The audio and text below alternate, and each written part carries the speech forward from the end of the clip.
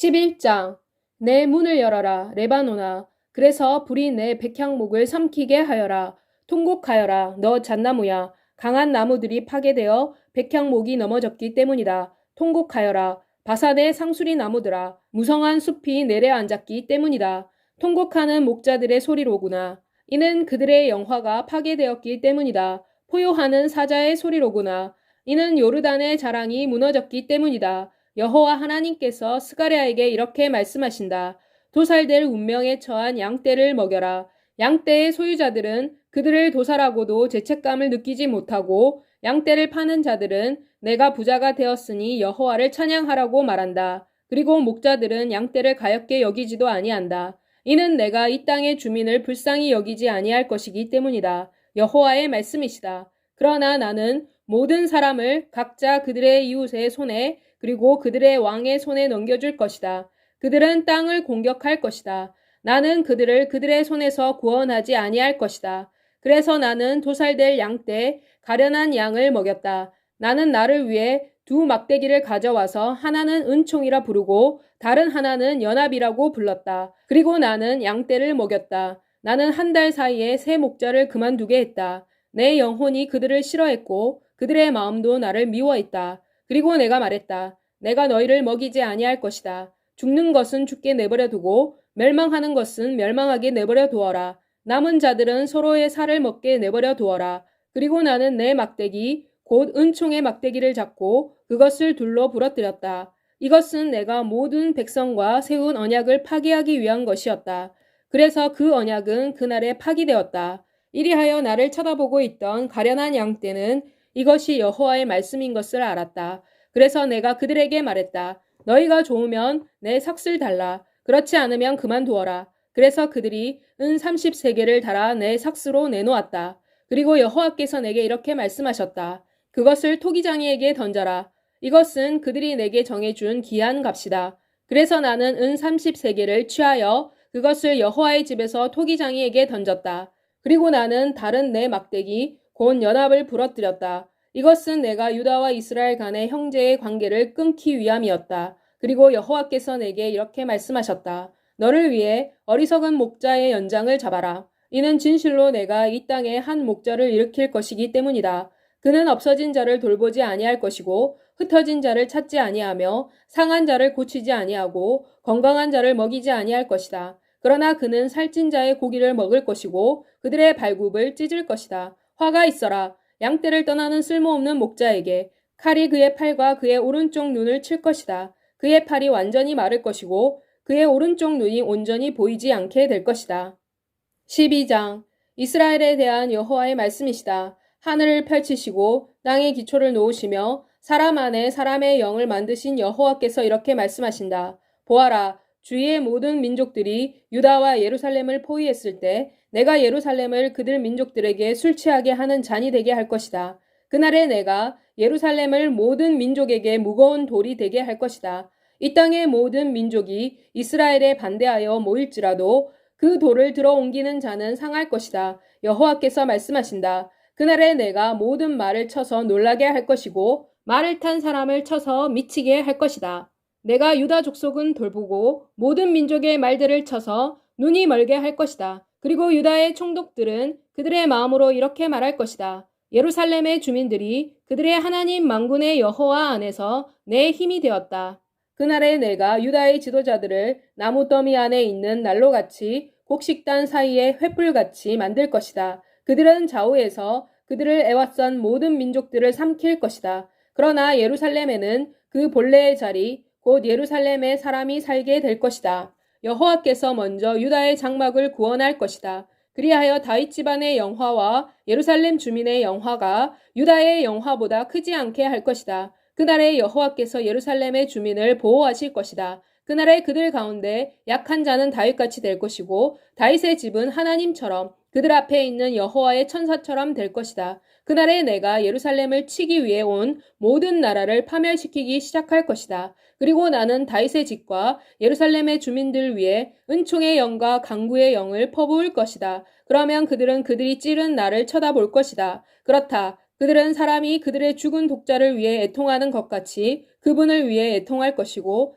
사람이 그들의 죽은 첫 아들을 위해 애통하는 것 같이 그분을 위해 애통할 것이다. 그날에 예루살렘에 큰 통곡이 있을 것이다. 그것은 무깃도 골짜기에 있는 하다드 림몬에서 있었던 통곡과 같을 것이다. 그리고 이 땅이 통곡할 것이다. 각 가문이 따로 애통할 것이다. 곧 다윗의 집의 가문이 따로, 그들의 아내들이 따로, 나단의 집의 가문이 따로, 그들의 아내들이 따로, 레위 집의 가문이 따로, 그들의 아내들이 따로, 시므이 집의 가문이 따로, 그들의 아내들이 따로 애통할 것이다. 나머지 집은 각 가문별로 따로, 그리고 그들의 아내들은 따로 애통할 것이다. 13장. 그날에 한 셈이 다윗의 집과 예루살렘의 주민을 위해 그들의 죄를 씻기 위해 그리고 불결한 것을 씻기 위해 열릴 것이다. 만군의 여호와의 말씀이시다.